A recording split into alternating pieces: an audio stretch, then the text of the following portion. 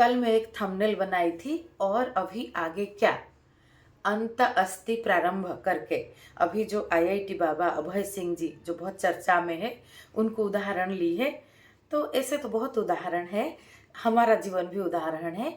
अभी उनको मैंने आधार लिया है क्योंकि वो जीवन के कई कई पहलू को डिस्कवर किए हैं, तो हमें वो दिख रहा है उनकी जीवनी में, तो वो समझने में हमें आसान होगा।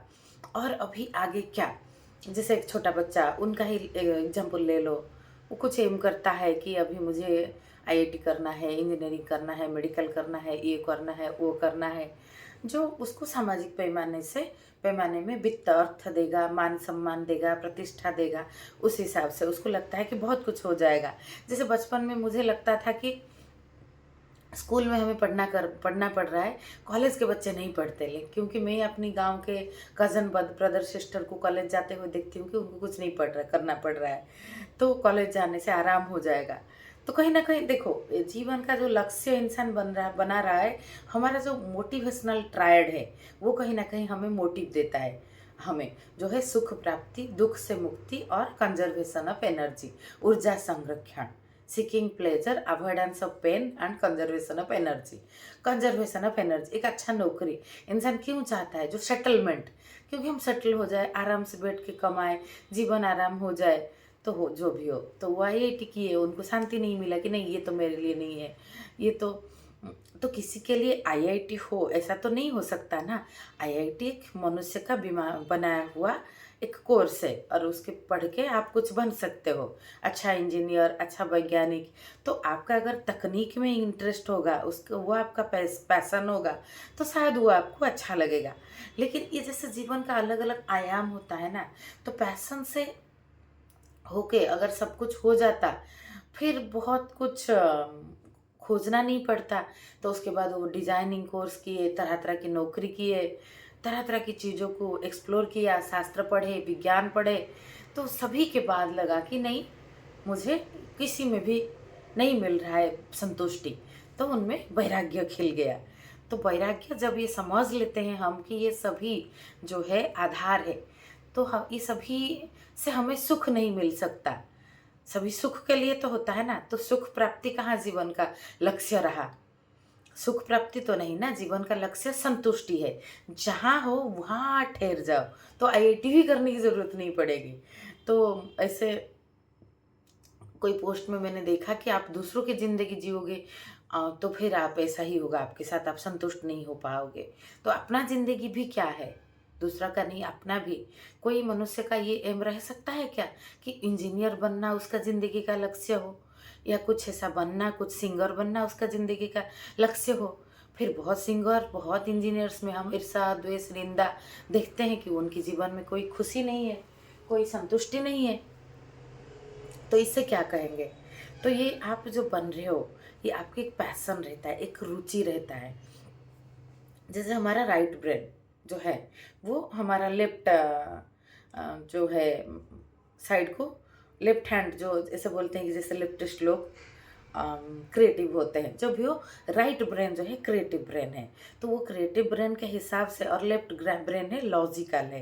तो आप लॉजिक में स्ट्रांग होगे या क्रिएटिविटी में, वो पता चलता है। उसमें आपको थोड़ा बहुत सुख मिल सकता है कि आप उस हिसाब से आपका ब्रेन का, आपका जो फ्रेम का, बॉडी फ्रेम का, माइंड फ्रेम का क्या आपको मोटिवेट करता है, उस हिसाब से आप अगर आपकी पैशन को खोज लोगे।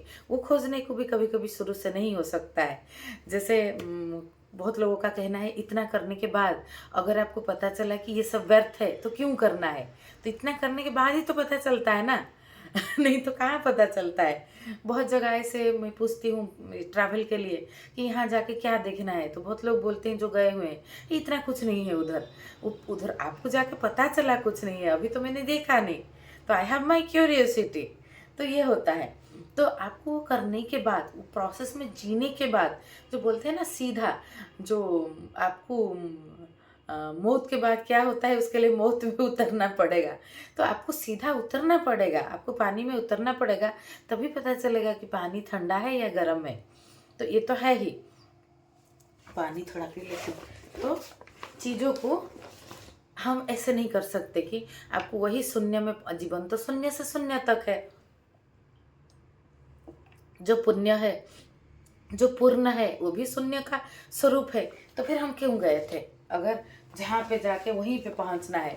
ऐसे चक्राकार में जीवन और मौत घूम रहा है कि एक दिन आप पैदा है हो जाओ, हुए हो तो आप मर जाओगे। तो क्यों इतना कर्म करना, क्यों ज्ञान की खोज करना। तो तो ये स्व की खोज के बाद पता चलता है, उसमें कई सीढ़ियाँ हमें पार करना पड़ता है, कई अंधकार के परत को चीरना पड़ता है। तो ऐसा नहीं है। तो ये एक सामाजिक तौर पे आप अपना बॉडी माइंड का फ्रेम ढूंढ लो। पैशन कोई ढूंढ लेता है, कोई ढूंढ नहीं पाता, उसको समय लगता है, वो असंतुष्ट रहता है जो भी काम करता है। और उसमें साहस की आधार पे अगर वो उसको खोज ले तो भी उसका, जैसे 3 इडियट में Farhan Qureshi, born to be a wildlife photographer and society induced to be a engineer, then he changed। तो ये हो सकता है। नहीं तो कोई अपनी पैशन को बचपन से उसकी सराउंडिंग ऐसा मिला, उसको गाइडेंस मिला, वो शो की खोज कर पाया, अपने पैशन के हिसाब से कर लेता है, तो क्या उसका जीवन संतुष्ट हो जाता है। अगर जैसे अर्थ प्राप्ति, अगर जीवन का बहुत बड़ा पैमाना होता तो सारे अमीर सुखी होते, लेकिन नहीं, बहुत सारे अमीरों को बहुत अच्छा बेड पे नींद भी नहीं आता। तो ये बात है। तो हमें खुद से जुड़ना पड़ता है, जो हम खुद से बिछड़े हुए हैं। हमें संतुष्टि, अगर आप ठहराव में हो जाओ, कबीर साहब वही जुलाहा थे, जुलाहा बनने में ही वो संतुष्ट रहे।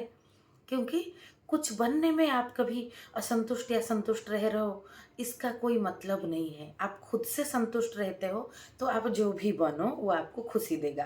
और आपकी जो पैटर्न है, पैशन है, उसको ढूंढ के बन पाओ तो वो आपको आसान पड़ेगा ज़्यादा, और वो आप कर पाओगे। मैं अभी गाना गाऊंगी सिंगर बन के, तो मेरे को सुर ताल का समझ नहीं है, वो मुझे मुश्किल पड़ेगा, मेरे अंदर वो सुखी, वो खुशी नहीं खिलेगा। तो मुझे ऐसा कुछ करना होगा जो मेरे पैटर्न पे फिट बैठता है, लेकिन उसमें मैं खुशी हो पाऊँ। खुशी मुझे कुछ दिन हो पाएगा, लेकिन सब कुछ फ्लैट हो जाता है थोड़े दिन के बाद। तो फ्लैट में जैसे सब कुछ नॉर्मल हो गया, आप किसी लड़का या लड़की से शादी करना चाहते हो, शादी हो गया, 6 महीने बाद सब कुछ नॉर्मल हो गया, क्यूरियोसिटी ख़त्म हो गया, एक दूसरे को जानने का एक जो आग्रह था, आप दूर रहते थे, पास रहने की जो चाहत था वो हो गया, फिर आप नॉर्मल हो गया। फिर आपका रिश्ता कैसे टिकेगा, अगर आप में मैत्री डेवलप करें, कि एक दूसरे का मित्र भाव आप कर पाओ। वो जो इमोशन, हार्मोन, वो जो क्यूरियोसिटी, अपोजिट पोल अट्रैक्शन, वो तो ख़त्म हो जाता है एक पॉइंट के बाद।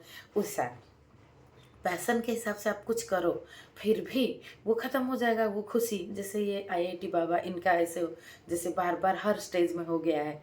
तो खुशी क्या है, असली खुशी संतुष्टि है, जो है सटाइटी बोलते हैं, लॉ ऑफ सटाइटी। जैसे खाने के बाद आपको कुछ रसगुल्ला अच्छा लग रहा है, आप खाए जा रहे हो, खाए जा रहे हो, खाए जा रहे हो, तो आपको एक लॉ ऑफ सटाइटी फॉलो करना पड़ेगा। नहीं नहीं, इतने में मैं भर चुका हूँ, आपको माइंड को एक्टिवेट करना पड़ेगा, बॉडी को एक्टिवेट करना पड़ेगा। नहीं तो आप अगर अच्छा लग रहा है में भी ज़्यादा खा लो, अच्छा लग रहा है ये भी एक पॉइंट के बाद, 10 रसगुल्ला के बाद कंप्लीट हो जाएगा, और आपके बॉडी में उसका कॉन्सिक्वेंसेस गलत आएगा, कि आपका हेल्थ ख़राब होगा। तो उसमें वो अलग तरह से वो पैटर्न को समझना पड़ेगा, वो भी है। और एक बात है कि आपको संतुष्ट हो जाना 2 रसगुल्ले में, कि हाँ, it's, I am happy with now, it's okay for me. Because ये सभी चीज़ आधार है, ये सभी चीज़, आईआईटी डिग्री हो, रसगुल्ला खाना हो, ये सभी चीज़ आधार है।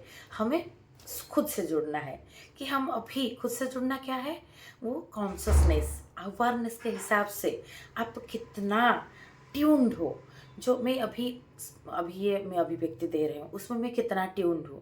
मैं जाके कथा में बैठ के सुन रही हूँ, मैं कितना ट्यून्ड हूँ। मैं अपने बच्चे का केयर कर रही हूँ, मैं कितना ट्यून्ड हूँ।